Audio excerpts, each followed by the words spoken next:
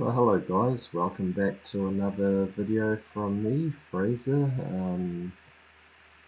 Here we are, we're going to do another, the first time I've done this while talking, it was the very first, it was a while, a few videos ago I did one with a Rotorua to, Kaitaia to Rotorua flight, and I was sort of getting used to my voice and I was talking through it, and that's what inspired me to just get out and use my voice and start talking about what I'm doing. So I did this flight. I've uploaded a few videos now of me doing this. I think 2 or 3, but yeah, this is the plane that inspired me to just get out there and use my voice, because I'm not a very confident person and I certainly struggle with my voice sometimes. But here we are in Queenstown. I've wanted to take you guys here. This is a beautiful airport that's been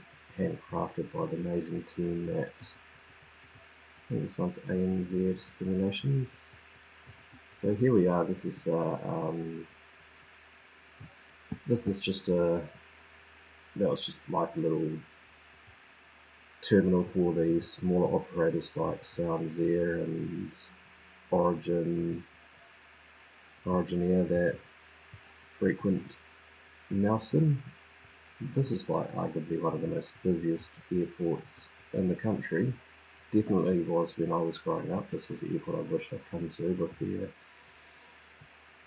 the local maintenance for Air Nelson, which is now absorbed into Air New Zealand. Air Nelson used to operate Metroliners and these Q300s.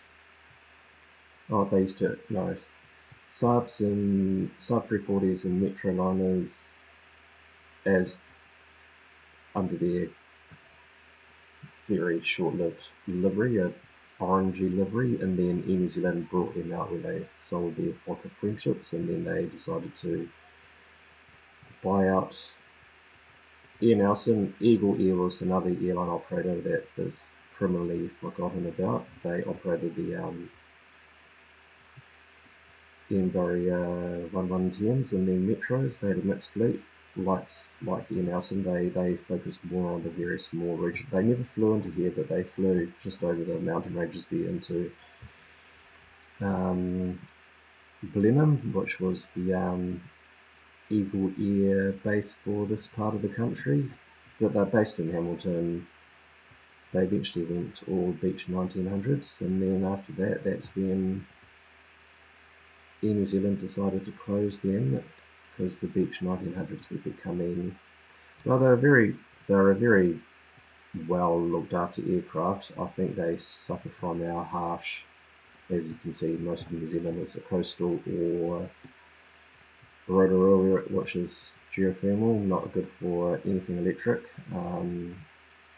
Also, a lot of communities, when Air New Zealand started bringing these Q300s, which are now back to Dash 8s, and the ATRs, with their larger aircraft, they could share the seat costs a lot better. So a lot of those regions, like Taupo, where I used to live, my hometown Rotorua, were doing heavily discounted $29 flights, and unfortunately the Beech 1900s, due to their size, they were really well regarded with the business community because of their size. Air New Zealand could utilise them on the business morning flights, which almost every single airport in New Zealand that had Air New Zealand operations, apart from Kaitaia, which was just a solitary 12 p.m. flight a day, every other airport had at least an overnighting pair of Beech 1900s if they were doing Wellington and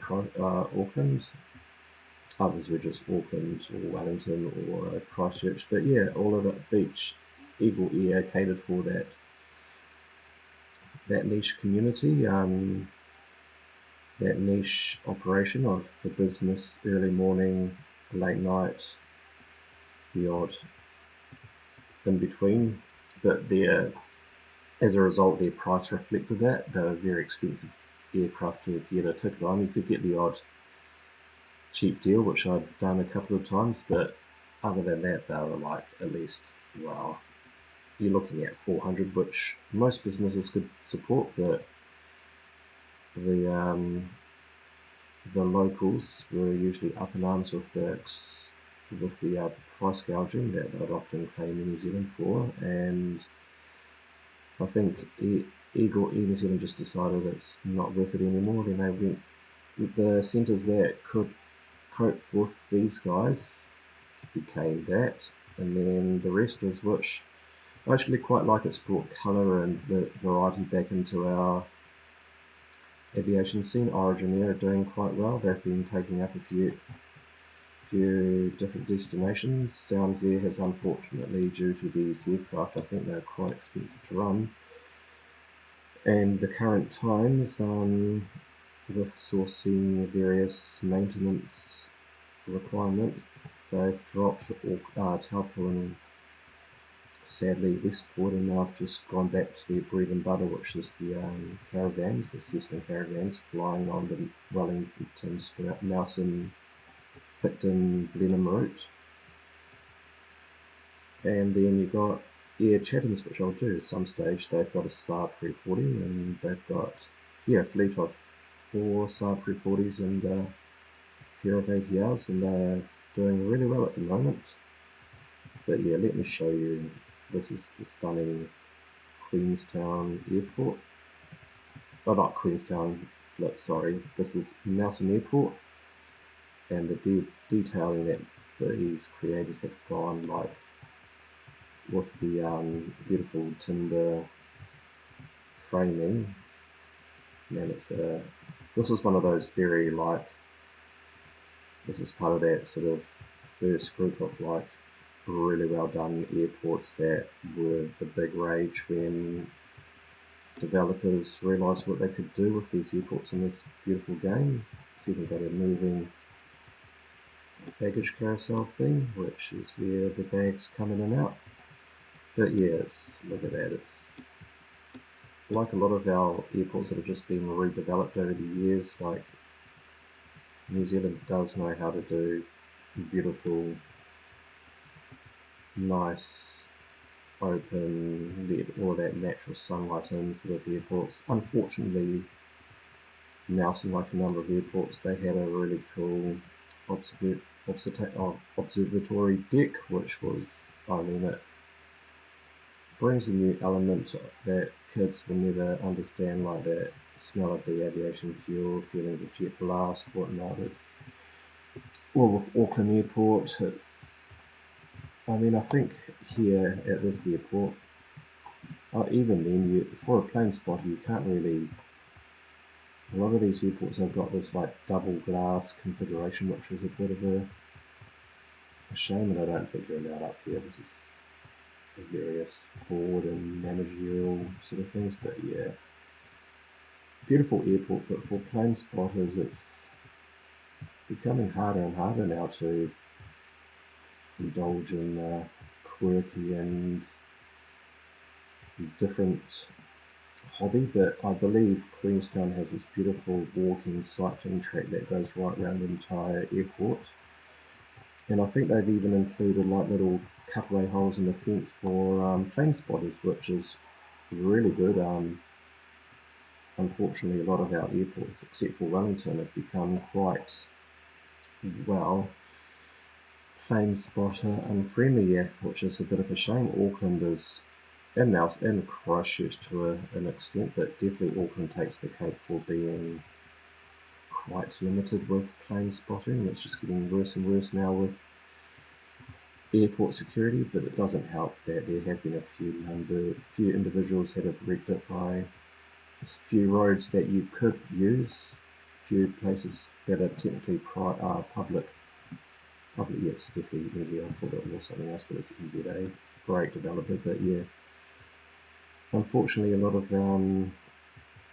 there have been a few individuals that have wrecked it for the rest, but that's a shame. That's another topic for another day. But this is what used to be Ian Nelson's maintenance base, which I believe New Zealand might have. I think they still operate it, but I think they are now bringing it to Christchurch, which is a bit of a in a veneer a bit. This is Air Nelson, Mount Cook Airlines. They're represented in the ATR and the -8, which now, as of 2 years ago, have been finally absorbed straight into the whole fleet. And the old flight numbers of 2000, which was Eagle, the 8000 range, which was Air Nelson's -8, SABs, and ATRs, Mount Cook Airlines 5000 range. I think they're all under the Mount Cook flight numbers now, I think.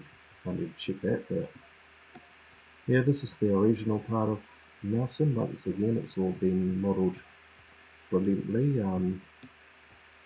Yeah, this is our largest regional airport, not largest, our busiest regional airport in the country, outside of the three main centres.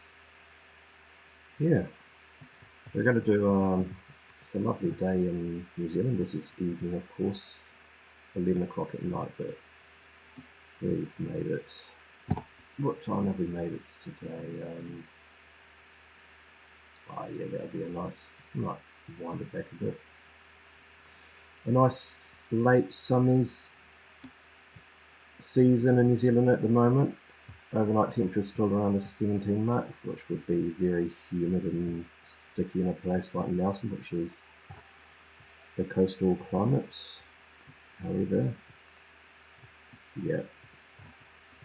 While I'm here outside of London in the cold, miserable winter, this is definitely making me feel like going back home to New Zealand, which we will at some stage within the next year or so. But yeah, this is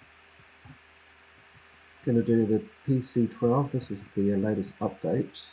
Sounds the livery, of course, because we're in New Zealand and they often use these aircraft for for charters as well. And we've got the Great Lake Taupo. Well, it's a bit of a sad thing, really. Great Lake Taupo badge. The government went in, the local council went in with a subsidy to fund their flights into Taupo, which I don't think they ever had to touch a penny. I think the deal was if it was below 3 seats, Sounds Air would Taupo Regional Council and Buller, which was another regional council that was Westport. They had their own logo. That was their deal. If it was below 3, or I think 3, they were in Taupo and Buller would have had to have topped up the Taupo, I should say. They would have had to top it up. I don't know if they had to pay for a full aircraft, but I think they had to pay at least 2 or 3 seats, which is basically a full aircraft anyway. These planes are only 9-seater aircraft, but yeah. Sounds, I think going with the Beech 1900s, they were looking at it at one stage, would have been quite costly, even though they probably would have been able to share the cost over. They would have had to have another pilot, just 2 engines, of course, and New Zealand got rid of them for one of the reasons was just the climate was just destroying the Beech 1900s. But that reminds me of when I used to work for the council. Great logo, great identity. Brilliant seeing these. These were like my alarm clock at living in Taupo. They'd always fly over my head when they're taking off from runway 35. They'd circle over my house at about 6:45, 7 in the morning. Great thing about this airline is it's not like in New Zealand where they have to wait for every single passenger to board. These guys, as soon as the last booked passenger turned up, quite often more than not, they'd leave a lot earlier than their scheduled flight time, which I guess for a lot of people is always a bonus. Not so much if you're booking into a hotel and they're not opening for another. But yeah. Now we're going to do a flight to Queenstown in the Sounds Air PC-12, which was done by whatever that. I'm not too sure what the company's called, but SWS is the abbreviation. And we're going to do, I don't think any pilots would be certified for our RNP approach, but we can certainly do an RNP approach with these guys. I've done it a few times now. with this aircraft. So yeah, just show you how potentially automated this aircraft can be. Right, we'll get into the flight deck and we'll start our flight. So here we are in the flight deck. What we usually do is get rid of the passenger 2. I don't know how to.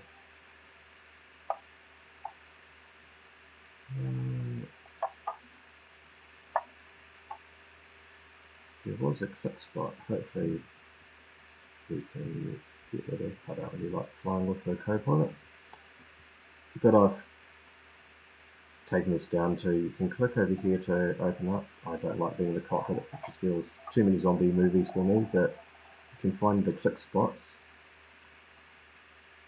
and not have to look at anyone while you're doing that, because I do not. There used to be a way to, I'm sure it was like a little click spot somewhere. This thing isn't working at the moment. Anyway, maybe if I try with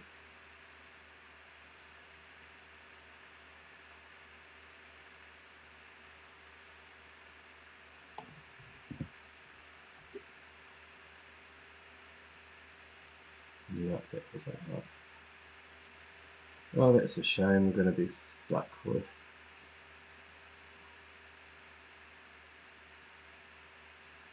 Oh well, it is what it is. Yeah. There's a click spot over here somehow. Oh, there used to be a. Oh well, anyway. That is something I'm going to have to try and fix while I'm flying. But anyway, let's see how this goes. So if we just click here to get rid of the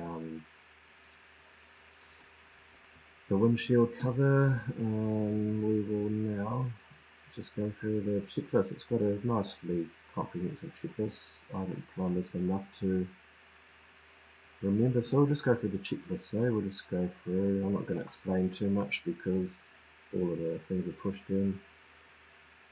Oh, this is. Sorry, folks, I'm definitely not clicking on something that I shouldn't be clicking on, but I used to be behind a headrest here. That was the click spot to get rid of the co-pilot, and even the weight's not doing that. And if I take the weight right down, well, it removes all the passengers. Now, while I'm flying, I might have to try and find where that click spot is.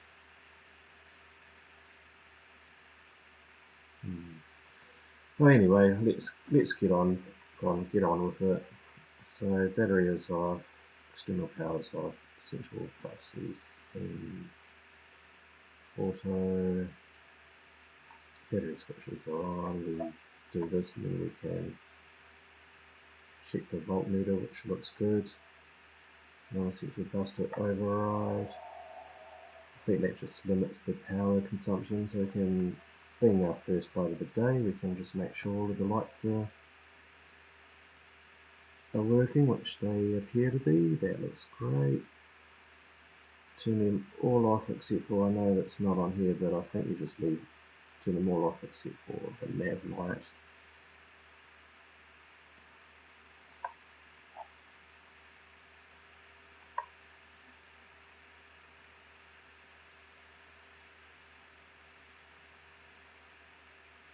Oh, we keep the batteries. Oh, that's right. Engine fire lighters. That's working. Then we do the lamp test, make sure all of these are all operating as they should. Fuel pump to on and then back to auto. Ignition on and auto. This thing here, you push this to test. That's doing that. I'll set my altimeter by pushing the magical B button, then we reset our fuel just to make sure that's reset. I don't know where to check the oxygen pressure, but you turn that on anyway. That's, oh, there you go, that's the oxygen pressure. Then we can, it's interesting, turn off the battery. I think this is just like your standard pre-check for your very first flight. Make sure this is all in. Okay. That's the norm.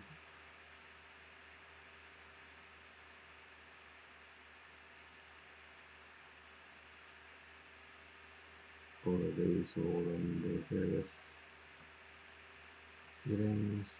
Emergency.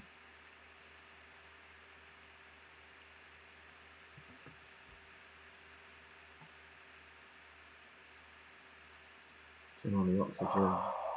Oh, I like that sound. I don't know how to test the oxygen masks. Where are they? Don't know where they are, but I'm sure they are working as they should.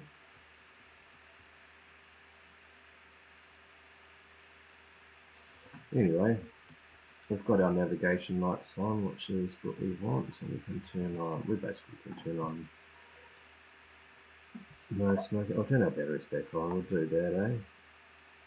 Put on the external power because we're ready to go. Well, we're ready to, you know, everything's removed from the plane, which is good.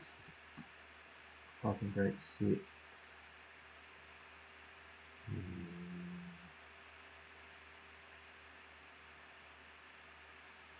Well, in real life, I'm sure that when the plane's starting up,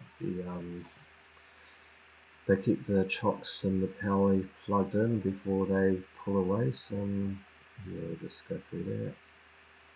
Standby bus goes on. Open up the separator for foreign objects. Passenger sign is on.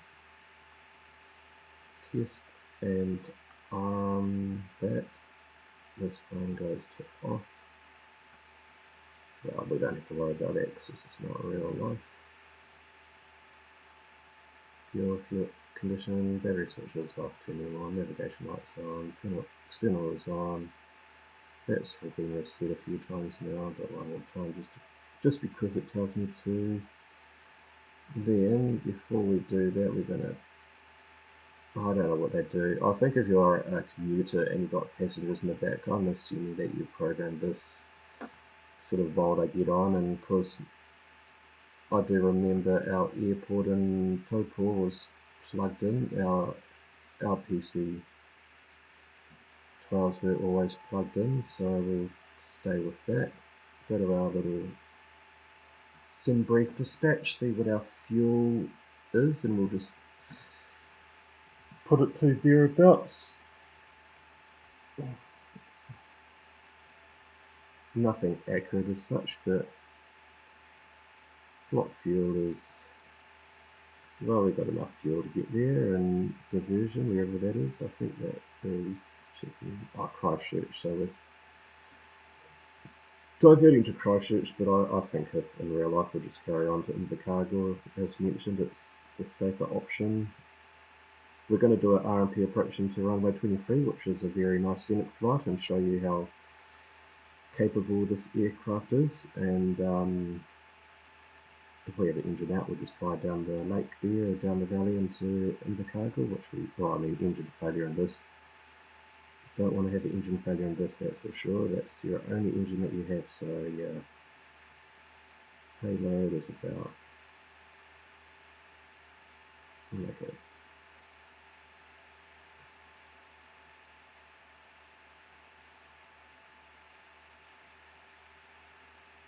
We'll keep it at that, eh? Co-pilot can go away.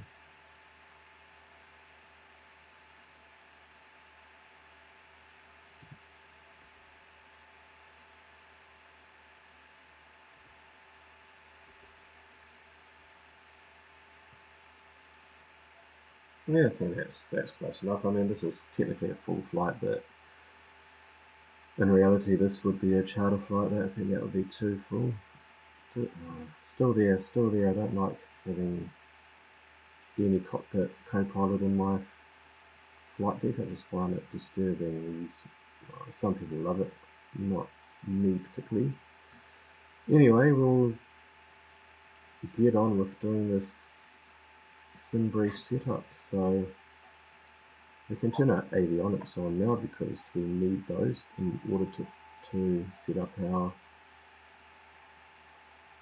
put this onto standby. We can go to our flight plan, make sure well, it's already automatically added in. Then you set your destination, NZQN, enter. We're going to now add in our, I need to get the payware version of this because it includes a lot of things such as easy to do flight setup. You just have to do the airways, which you can't do in the free version. And there you go. So we're going to depart runway. I'm going to do the LM2P departure, which looks like that. Transition Nesta.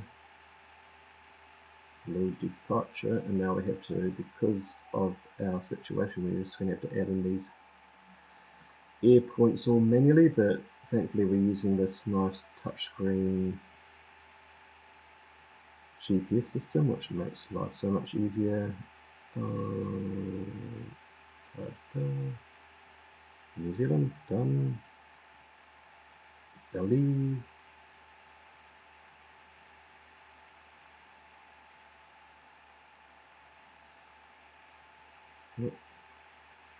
Yep, that's it. Dubon.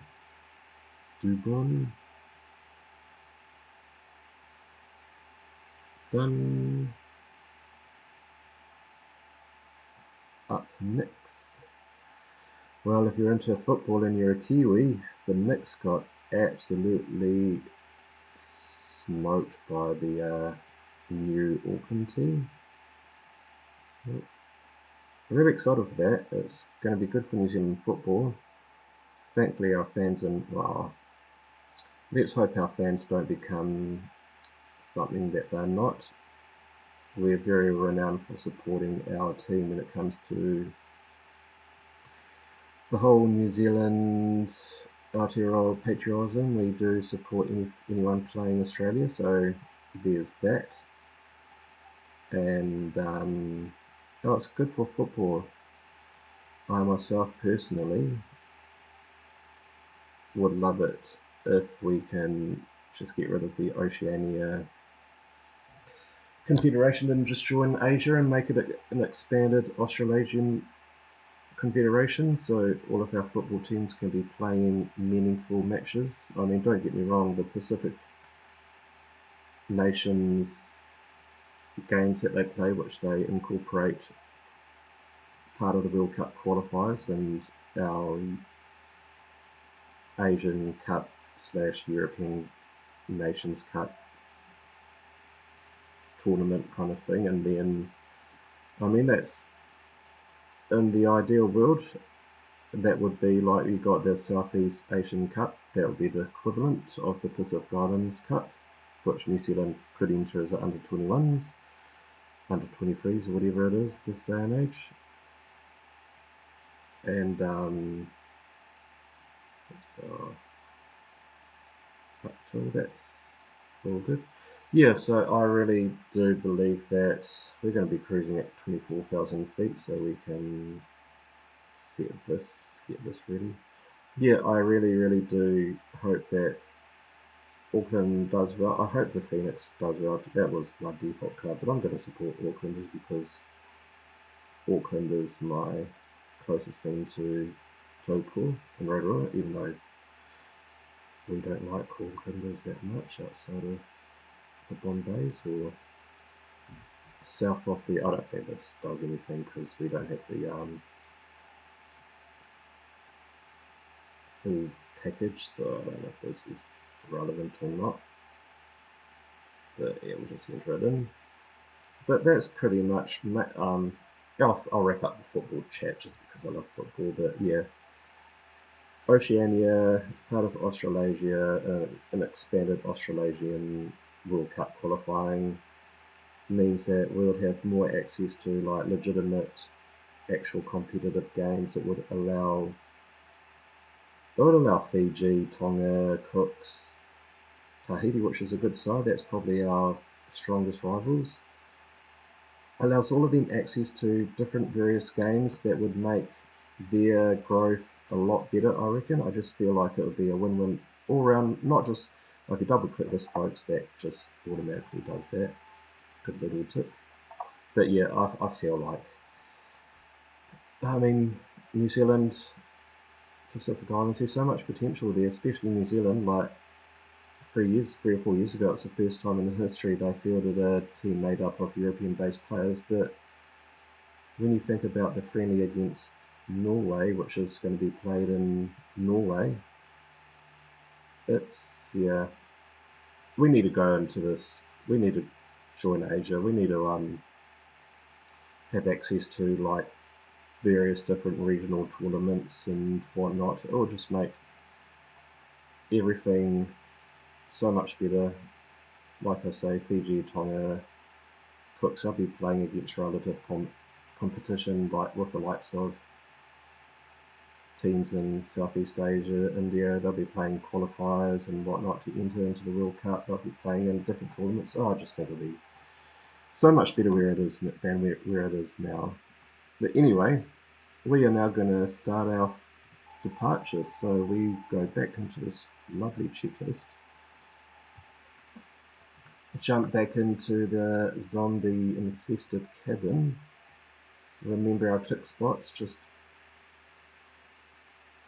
one up here, then we do this one, close the door, and by the time that door closes we can close the handle, close this handle, back in there. Wish there was a little door that shut across to keep us away from those zombies. Right, let's start our propeller, shall we? Turn our beacon on, make sure the propeller's clear, make sure everyone's out of the way. In real life this plug here is up in the back here, so that's well away from the getting sucked into that. So, engine starter is on. Wait for this to get up to 13%. I'm using Control Shift F2 to move this up, move the conditional level to ground idle. I find this click thing sometimes can be a bit like, that's annoying. Just remember guys, if that gets above 800, which is one of these figures, or you know, you just make sure that you turn off the engine, otherwise that's going to be a multi-million-dollar fix. Right, after engine start, engine instruments checked, everything looks relatively good. We've set this up, oh yeah, we'll set up autopilot, so we go back, go to map, make sure you push this is what got a lot of people, you hit this little nav button to GPS, so now that's GPS. I quite like it on that setup. We're going to do our runway heading because that's just, what is our runway? 02, so we're just going to get that to, do we, in this sort of flying, do we need to have accurate? Essential bus, generator 2. 18. I don't know what that was all about. Must be something I clicked. Anyway, we've got the heading set. We've got that. We're gonna use our indicated airspeed to climb out. So before we do all of that, we just go through our checklists. Make sure the external, we can turn on our generators, which is probably what our warning was. Turn off our external power, don't need that. I think you just leave it like that. I don't know what those mean, but I can turn on get some cool air and turn on the probes because we don't want those to ice up, even though it's a emergency power system. That goes to off. That goes to auto. Flaps 15 for our takeoff, and before taxi we need to do this little tricky number. So I like to fly without these. I just, in real life you can move your head around, but I can't do that in this game, so I like to keep these minimized as much as possible. So we come up here, push this button, usually hold it down, and then you increase the throttle, which gets these shakers going, and then you push this button, and then you should be able to take control back over the plane, which is what you want to test. And then I think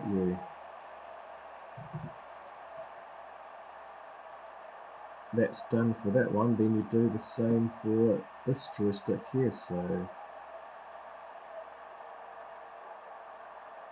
I mean, these planes were flown by sounds there.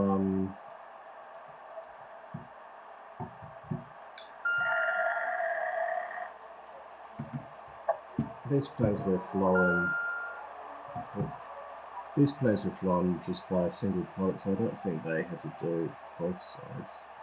Avionics is set. This is what I find, it just doesn't. Pressurization. So these, they call them trims. You have to have these all trimmed up before you can take off. You need to set your rudder and your various different things set to that, so it doesn't yaw so much.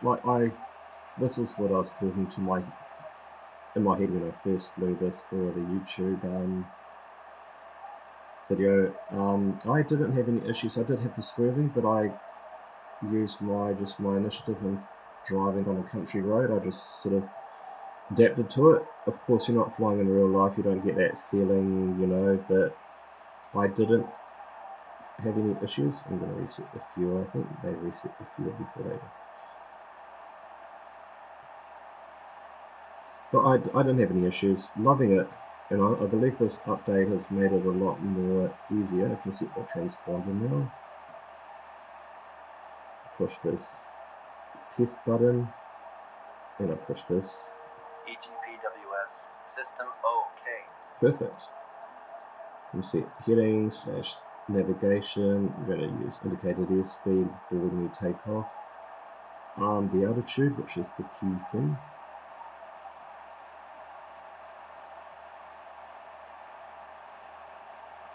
And I think that's it. We can just go through and click on this little toggle button here to set your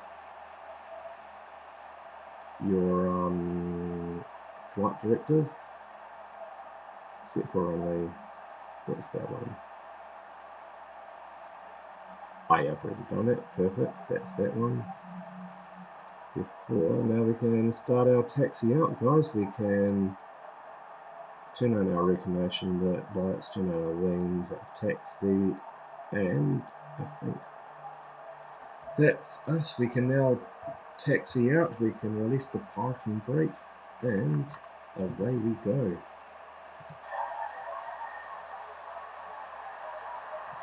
I do find this aircraft a bit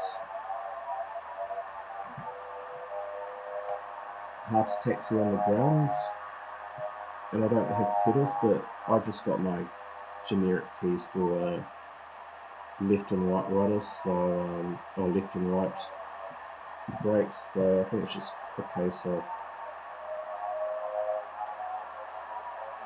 using the buttons to, but yeah, in real life you'll be using a whole lot of, it'll be a lot more hands-on than just pushing little buttons. Away we go. I think you need this, the key is speed, but not too much speed, and then yeah. So leaving our little, it's more of a GA apron for us, these smaller operators. Only the big boys can park in that spot.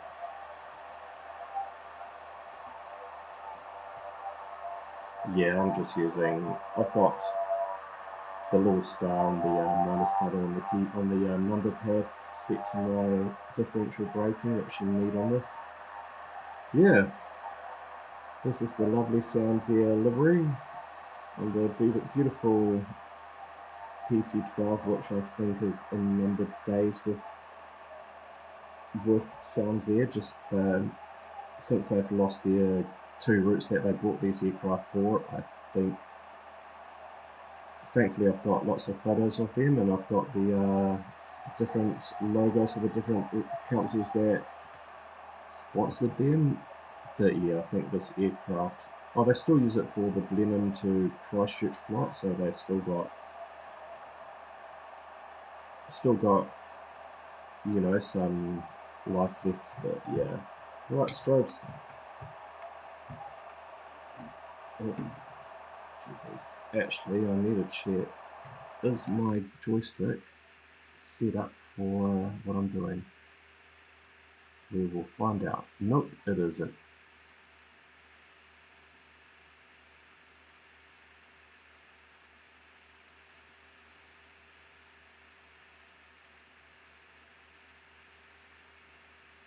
That sounds like me. Oh, the worst thing is I don't know what those buttons I pushed were for, but yeah, we'll find out. Right, and then Control Shift F3 to go full flight idle, flight power. Now we can depart out. Depart out of beautiful sunny Nelson. Whilst we are flying, we can figure out how to get rid of our first officer, because Sounds Air don't have those. Right, full throttle all the way up, and then we just wait till we're about 90 to 100, and then we take off, because it's, yeah. Oh, there we go. You really have to pay attention when you're flying this, because of, I believe, Microsoft Flight Simulator's limitations. It is a bit of a... Oh, that's why, because for some reason, when I exit out of the game,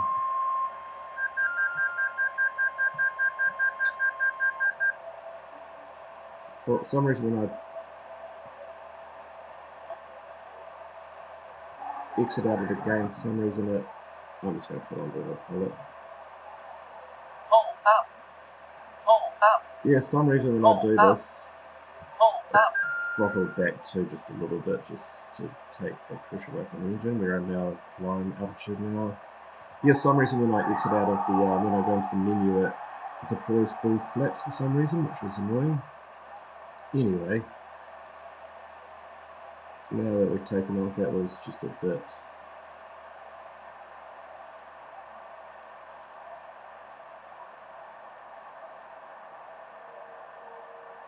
we'll do all of that once we get above 10,000 feet.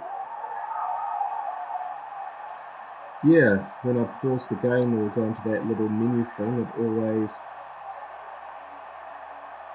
deploys my flaps, and I don't know how this is not working too. That's annoying.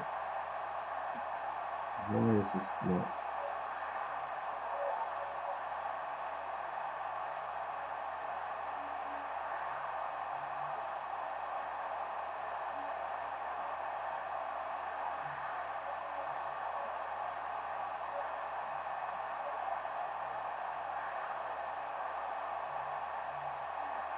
Anyway, we're flying out of Nelson, beautiful sunny sunshine capital of New Zealand, Nelson. I really want to say Queenstown, but that's where we are flying. I'm just going to try and install this update to Navigraph, this Simlink thing, which is not appear to be working at the moment, which is annoying me. Here we are flying the lovely Sounds Air livery out of their neck of the woods. This whole Cook Strait shuttling service that they do. And we will be flying, I think, Most people have this set to your flight plan, and then they have this set to the map. Yeah, flying out of the mountain bays here, going to basically be going down the spine of the country into Queenstown. And we've been doing far too many flights to Queenstown, sorry folks, but this is just showing you guys, I might say that too, just showing you how capable this aircraft is. Like, I know reality they wouldn't be utilising this aircraft, you need to be properly trained for that sort of flying. Don't think Air Nelson, sounds aircrew certified to fly into Nelson, but we will show you guys how well received this aircraft is. And that is working, sweet. Done. Right, I might do my, as you guys will know, my time warp up to 2 times. Simwork. Once we get above 10,000 feet, we'll finish the checklists. But we don't need any anti-ice today. It's a beautiful sunny day, but there is got climb power. I never figured out this might increase the rate of. I always get warnings when I'm doing that. Don't know why. Like, we're going to go to standard now, so we're just going to go into standard. Don't know if that goes to just getting.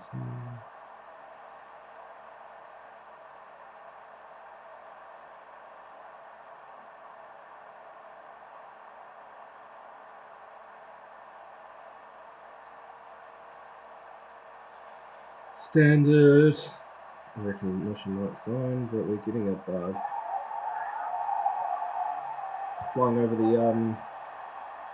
the other breadbasket of New Zealand. This is where a lot of produce is grown around these farmlands outside the Nelson region. This is a nice microclimate in here, so it is the sunny capital of New Zealand, but it does get a lot of moisture coming at key moments, and it sort of collects in this area here, and they grow basically everything. Some places, not even the North Island can grow. They grow like various nuts and whatnot. This is coming into your more high country sheep and beef and cattle. But that's, as we discussed earlier, that's your classic telltale signs of forestry.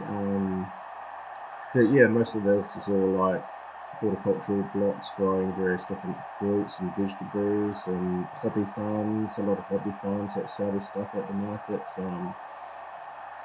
Yeah, nice lush green. I do know this area browns off, and I think further up is vineyards, but the vineyards are more on the other side of this mountain range here into Marlborough, Lennon. We are now above 10,000 feet. We can turn off the cabins, I guess. We can turn off the inert set. We can turn off the taxi recognition, keep the wing lights on. And then first flight of the day, they do recommend that you, not that this is ever, make sure that's turned on, then you just turn on your deboots for 1 minute.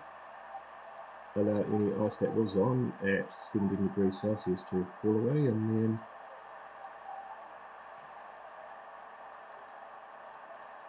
we'll just wait for a minute, and then we can turn off that, all of those. And yeah, it's just basically just cruising on up. Such a simple plane to fly, a lot of fun. Really nice, meaty aircraft. Something I like to do, but I just can't think outside the sphere bit. I mean, I want to find really cool airstrips in Europe that these guys fly into, but I also want to do those. Maybe when I get Flight Simulator 2024, I'll be definitely flying this into those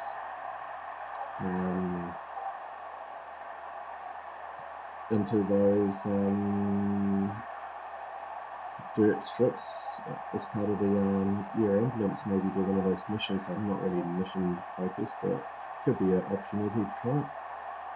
Definitely be lots of little runway strips dotted through this area. There's really cool packs you can get that show all of these airports, all of these little grass strips. You can see the mountain tops there. That would get snow in the winter.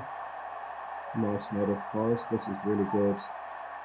Tasman National Park, which is one of the smallest but the most beautifulest national parks in the country. We'll do a little tour, see if that's showing in 2024. But yeah, this is flying out of the mouse and we'll be going down the spine of the South Island. Open this up so you guys can sort of get an idea on where we are in the world.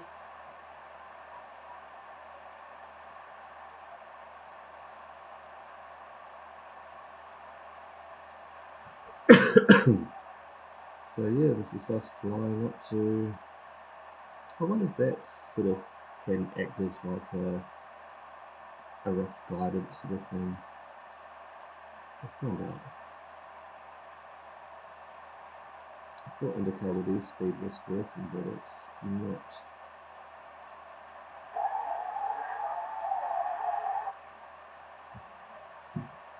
Anyway, we'll probably easily get up to that with that speed.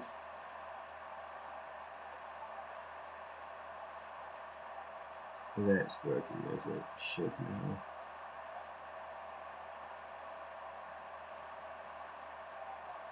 Yeah, that's working as it should.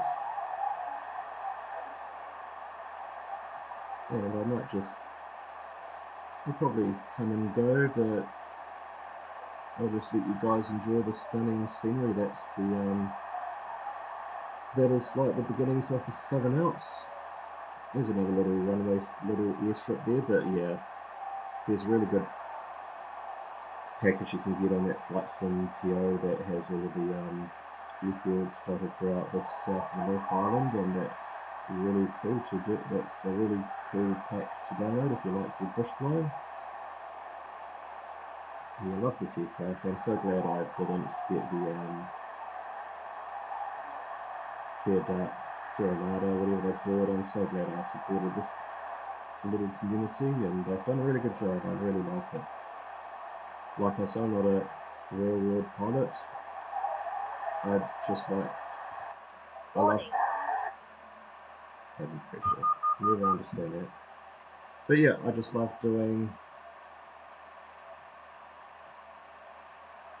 enjoy doing the flights I do.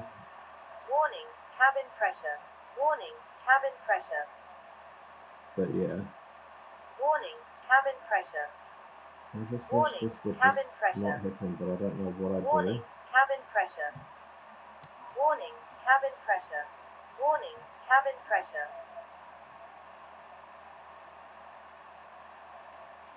Yeah, hopefully that works.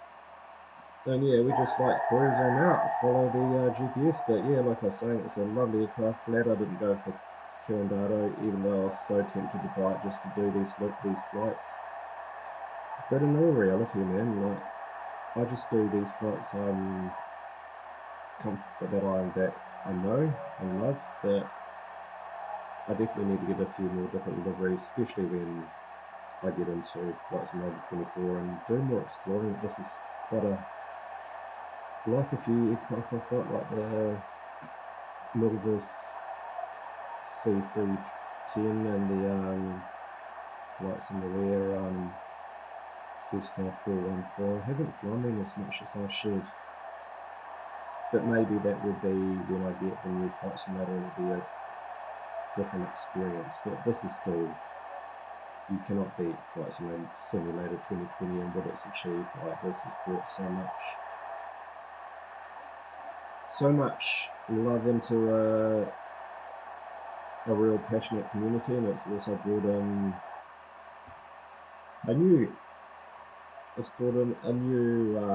wave of like simmers and whatnot, and people who are genuinely interested in aviation, but like me, some like me who just don't want to get into the nitty gritty, just want to do enough. Also for those who, like myself, who just want a challenge that doesn't want all of the different things you need to do. You know, it's got the perfect. This setup's got the perfect amount of fidelity and whatnot. It's really good. I really enjoy it. But yeah, I'll let you guys enjoy some of the outside view flying over the. I think this is going to be the better view. But yeah, flying over the Southern Alps here off New Zealand.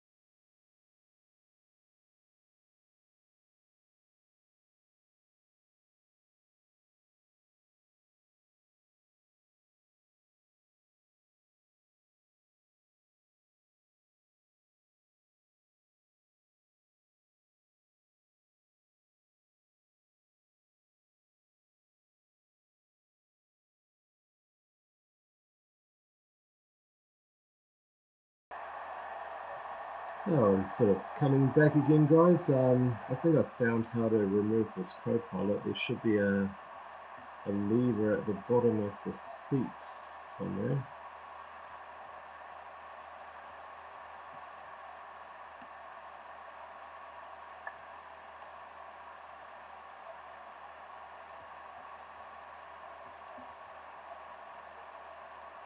Oh yes, that is worked. I'm so happy that's gone. Oh, it's lovely for a bit of company, but we are of course flying for Sounds there, and they do a lot of single pilot operations in these aircraft. And I don't think you really need, I mean, there is that argument with, I might turn the heating off just to cool it down a bit, but yeah, there's no, I mean, yeah, there's that argument with workload and whatnot, but I don't think there is, definitely isn't any need for first officers in this sort of flying, and time to costs are high enough as it is. But yeah, this is one of the many glaciers that feed all of these graded river systems. As I said many times, we need to do I think Flight Simulator 24 will give more graphic details, but definitely need to do a flight up into these valleys for the helicopter. I did that one just before, which was okay. Definitely underrated helicopter flying in this game. I need to do it more often, but yeah, look at all these glaciers that all feed the basically feed the plains all the way down to the ocean, and further afield, like all of this sediment and insects and whatnot feeds things in the bigger things in the ocean there. But yeah, this is what they call this is the real Southern Alps. This is a lot of people in Christchurch. Where are we going? A lot of people in Christchurch and whatnot, they look at, this is what you see on the horizon as what you think is the Southern Alps. That's all just like high country leading into the Southern Alps, but this here, this is the real Southern Alps. That's the real mountains. Yeah, basically all but permanent snowcacks, although global warming might pay an end to that, but we will see. But yeah, I mean, with this, still so stunning, so beautiful. Makes me want to get the old sailplane out and do some sailing along these mountain ridges here. Might try and download that Got Friends and try and somehow download their package.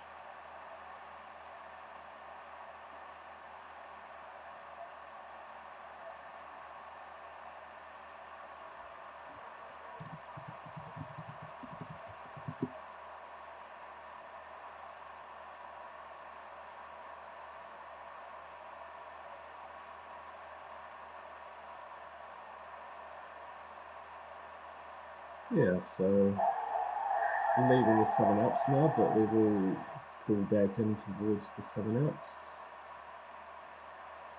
I mean, this is the heart of the Southern Alps around here, but Queenstown is like the spiritual gateway to the Southern Alps, so we will look to starting our descent soon. We'll be coming up to this. I guess we can start our descent somewhere around here, and then we'll just try and aim to get to 10,000 feet by the time we get to this key part here, and then we'll dial it. Because this will be all alive with the RMP approach, sort of Airbus style things, we'll set our last altitude down to 3.3, and then, because by that stage we'll be able to arm down our approach, so we'll set our, how do we set, what is our altimeter? It's 2.7, so I'm guessing we just I don't know how you do this, but in real life, but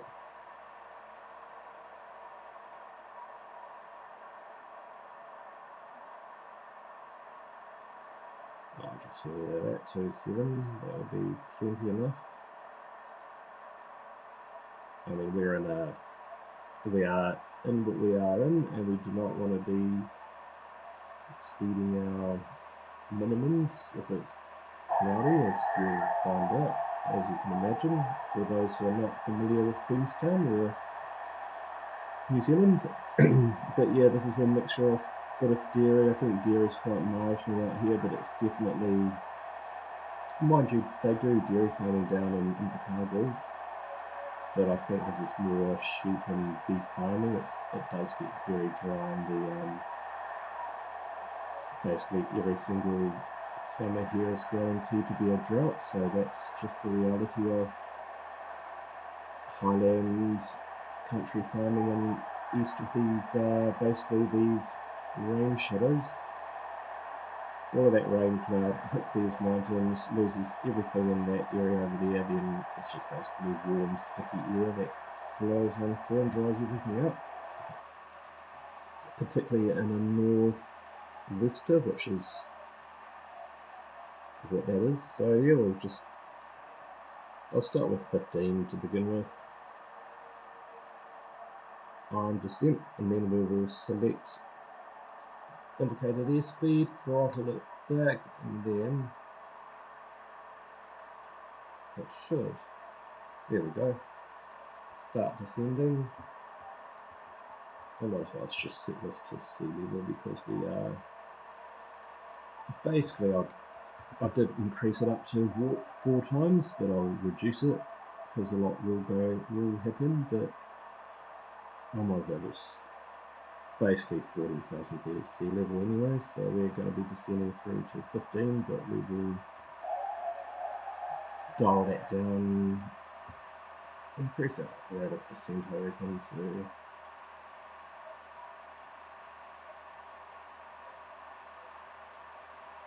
I want to thereabouts 160 knots, but just play around with that. What are we doing now on our checklists? That's been done. We'll set that altimeter when once we get 15,000 feet, we'll probably just set it. But yeah, flying past these lakes have now effectively become dams, really. That's a dam over there. Hydropower, create electricity for the South Island.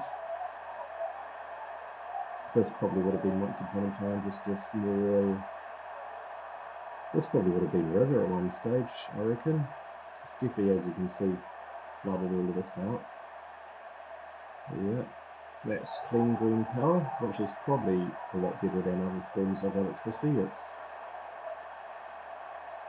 It is, yeah, that's the dam there. It is instant power, but when you don't get any rain, you are definitely getting worried, that's to say the least. Oh, I forgot to turn this on. Oops. Oh well. That's what happens when you're not paying attention. And probably one of those classic instances of sometimes having the co-pilot does take the workload off and sets you up, So yeah, there's definitely that argument there.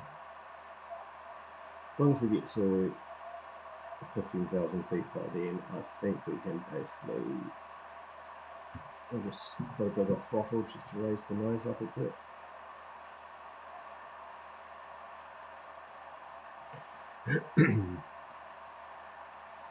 But yeah, coming into, we've now started our approach into Queenstown, basically. Right, we're going to take this down to 10,000 feet. Hopefully the RNAV RMP will come alive by that stage, but as long as we, I mean, not much in the way of stationary objects above 10,000 feet anyway, but it's more for, you can imagine folks, this is just full of GA aircraft all around, lots of scenic tour operators, private aircraft, a lot of agricultural aircraft that are flying basically under the radar, flying around here, dropping their fertilizer or chemical spraying. Yes, I can imagine that flight restriction is for a reason, and that reason is that it is a very, very busy airspace, this whole sort of central Otago, which is, we're coming up to Otago, that's Canterbury, that is like, we call them regions or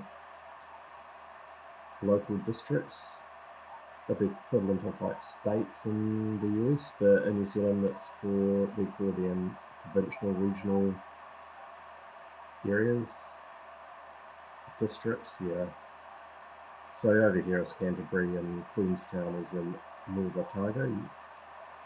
Over here is Westland, just over the Bulla Westland region, just over the mountains there. But yeah, this area is just so highly congested with various whatnot. But yes, we are starting our approach into Queenstown. We might as well set the altimeters now to just pushing the magic button B. But what is Queenstown expecting going off this vague 19? That's basically, that is us there. Can hide this. But you're basically approaching that compulsory 1500 at about 1500. And we'll just monitor this, and if we are relatively on profile, by the time we get to here, all of the relative RMP approach will come alive, and we can arm that. But we'll look to set this to our final approach fix, which is, I can go to this plate now. Yeah, we've set it, it's either free or we set it down to our go around approach, but yeah, make sure we are keeping on relative profile, but 10,000, and then I think we're doing quite well. I'm not very good at gauging when I should start my descent, but sometimes it works, sometimes it doesn't, but relatively speaking, it's usually thereabouts with the odd nosedive, as you've witnessed a couple of times. But 21, that's comfortable. That's probably, turn on the heating just a little bit. Get this all prepared now. Turn on that inset, that passenger seat sign. Not that there is a toilet on this flight. But yeah, no, we can. I might as well just turn on our landing and taxi lights and our recognition lights. We're basically, we're coming into like what is a very busy part of our country when it comes to general aviation and agriculture. Might as well decrease our descent rate just a bit more. We've basically done all of this just remember to disconnect that before we touch down, and we can just set this down to 3, isn't it? This little knob here controls the hundreds. Push that to set the vertical speed if you prefer vertical speed. But from what I understand, pilots I've spoken to on various forums, they say this is a very rough way to do it. It probably gives you those turbulence like tummy butterflies, we call them, but I find it quite nice to use. The vertical speed is like, I think, what most people prefer to use. It's more smooth and easy on your passengers' comforts. Yeah, that's a very renowned holiday part of the South Island. A lot of holiday people go here, camp and go water skiing and jet skiing up and down this lake here, and this is what we call the Newfoundland of the South. It's beyond expensive. It is absolutely costs an arm and a leg to live in this place.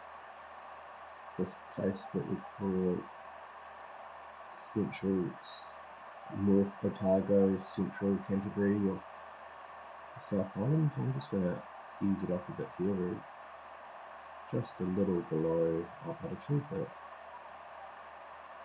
we'll just let that get it back. So we're at this point at 8.6, and then it's basically 8.6 for that part of the these waypoints. So we can get it down to 8.6 now. Oh, that's really fast.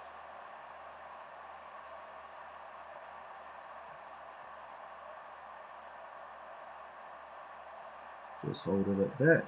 That's almost perfect. Bang on, just a little touch. Smudge it over. This would be such a spectacular approach to do in real life, and I've done it a couple of times, but I've never really appreciated it because I didn't have flight simulator back then. Well, I didn't do this for flying back then. I was very much, it was FSX territory back then when I didn't appreciate what these pilots did, what these planes were able to achieve. Right,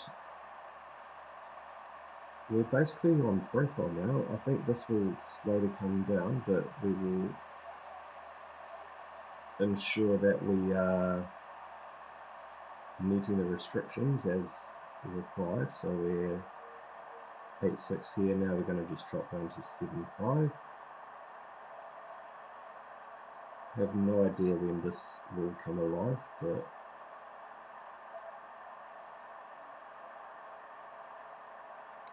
seven five.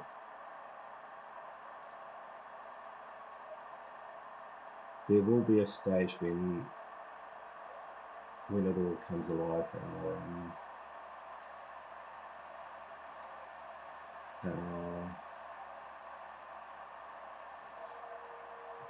Our RMP approach.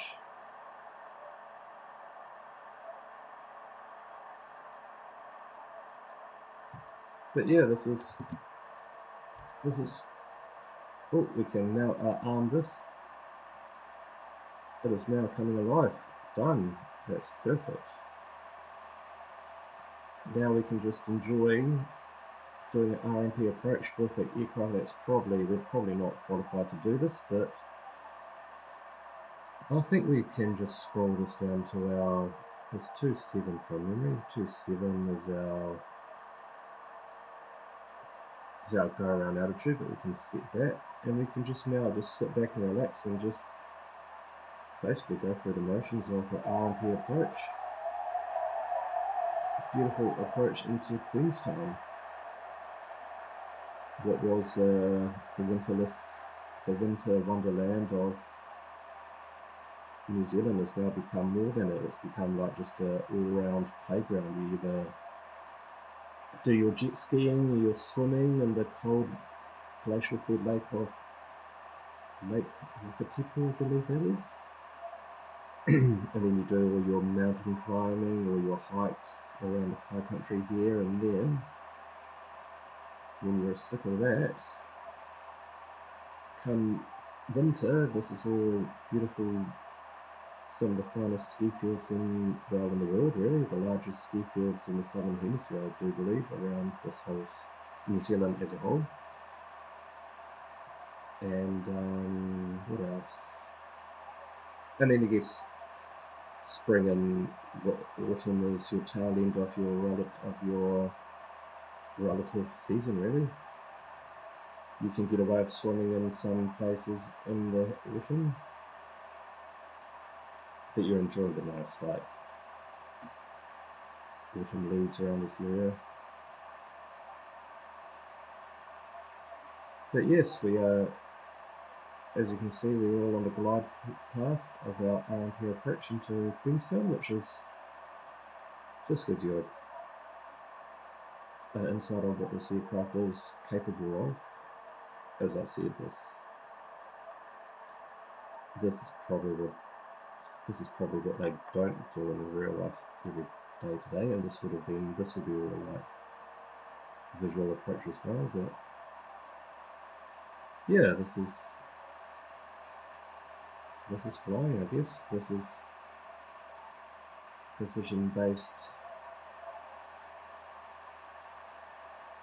easy flying, I guess you could call it.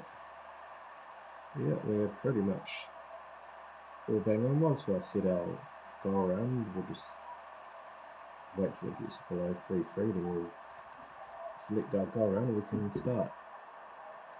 I mean, this aircraft will be flying at this speed anyway because it's not congested, but I dare say air traffic control would be asking us to keep our speed up because there's probably a 737 or a A320 breathing down us, or dare I say an ATR, the solitary ATR flight from Queenstown. Oh, Christchurch, I think it's twice a day, but definitely not the good old days of Mount Cook Airlines with the countless amount of Hawker Sydneys and the Fokker friendships. I guess we can deploy our flaps just so it's there, and our landing gear. Probably only be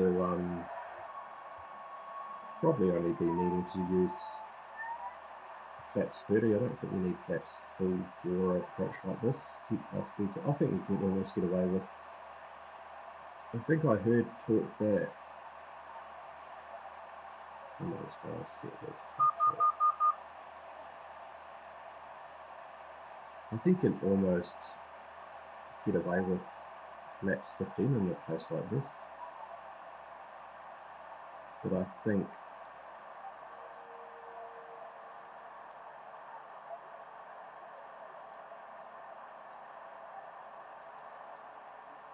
we're getting a bit slower. I think flaps 30 is probably more acceptable because it is more stable, I think. But anyway, this is the spectacular runway 23 approach into Queenstown, this is probably the pinnacle of New Zealand and global flying. Although runway 5 approach does rival this, but it's not as like, yeah, that's quite cool flight. It's quite cool flying through this valley. That's the VLR sitting on top of this hill here, so that's basically what you used to line up. I think it's actually more over here somewhere, but yeah.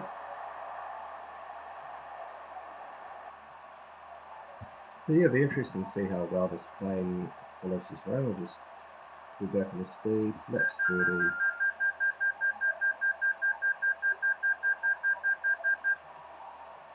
Flaps 30, just keep this nice or thereabouts. We're just going to showcase the power of autopilot in this plane and the ability for it to be able to like fly this full approach basically Airbus 737 styles really. You can see it's almost bang on with the 2 reds, 2 whites and the puppy.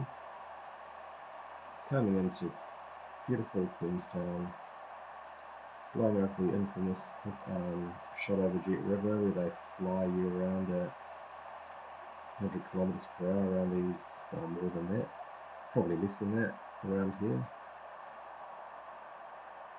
And we can now basically disarm our approach. I believe someone said that this slowly comes around the trim, the autopilot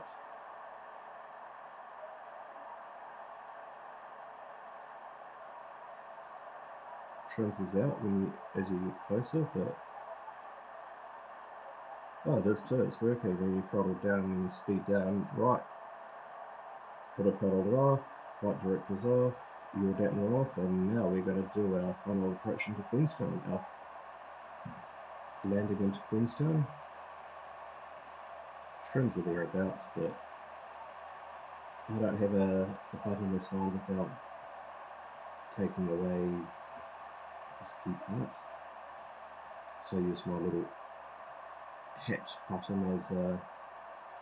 Right, we're going to try and do this without... Ooh.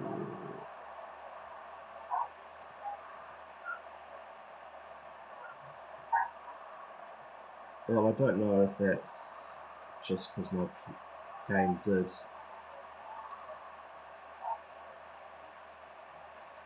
sort of... We'll just roll on out, eh? In real life, they'll probably use a bit. They'll probably have gone off back there, but we'll reduce it back to flight idle, so it's not so powerful.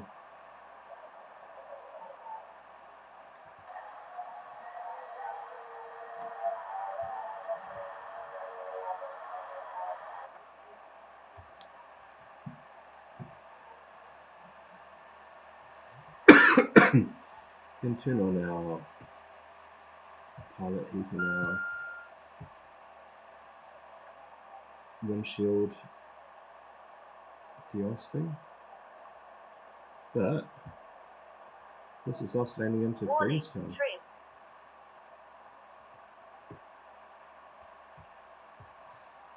And just remember, folks, when you're landing into we can turn our strobe, basically strobe lights, landing lights, taxi lights, because we're going to be coming off the runway. We're right about here, but just remember, folks, Queenstown, that's, and if you're landing on runway 23, they do want you to, in real life too, they want you to especially roll on past if there's a plane waiting to take off, and you just use this taxiway to taxi in, and the departing traffic would be already halfway up the runway by now. But yeah, always use this one. This is like what all the airlines, all the aircraft use. Next time we'll try that cross runway. That's what I don't think an aircraft like this would use, that cross runway, but yeah. Right, into what we've done so many times now, Queenstown Airport. We'll probably try and branch off and do something else, but we'll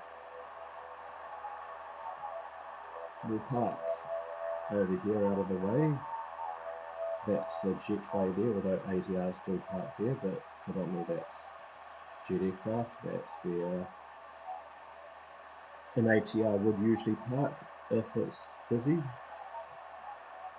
And this here is more for... This parking bay is more for like charter airlines that comes here on charter flights. They definitely would park here out of the way, because Queenstown is a premium parking spot. It is like parking in downtown London, I dare say. Parking is a premium here when it's busy with ski traffic or adventure seekers that are getting away from Australian heat coming here. And here we are coming to park.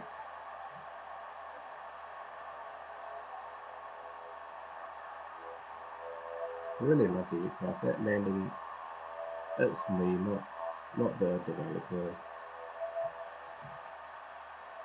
Now we can basically power down. I'm just using the control shift F1 to power it off. Essential bus. Turn on external power, turn off these generators, turn off the passenger side, basically turn that off now.